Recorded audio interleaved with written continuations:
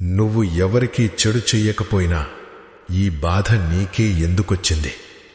నువ్వు ఎవ్వర్నీ ఏడిపించలేదు, ఎవ్వరి జీవితంలోనూ విషం చిమ్మలేదు. అయినా ప్రతి గాయం నీకే ఎందుకు తగులుతుంది? ఇదేమి న్యాయం? కాని ఒక విషయం అర్థం చేసుకో. శివుని భక్తుడిగా ఉండటం అంటే బాధలను ఎదుర్కొనేది నేర్చుకోవడం. శివుడు ఎవర్ని తనవాళ్లనుకుంటాడో మొదట వారి కర్మల లెక్కను తీర్చేస్తాడు.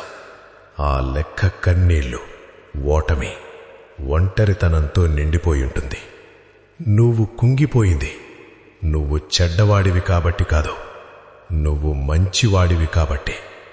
శుద్ధమైనది మాత్రమే కరిగించబడుతుంది. పాపం చేసిన వాళ్ల సమయం కూడా వస్తుంది. కాని శివుని ఆశీర్వాదం పొందినవాడు ముందుగా అగ్ని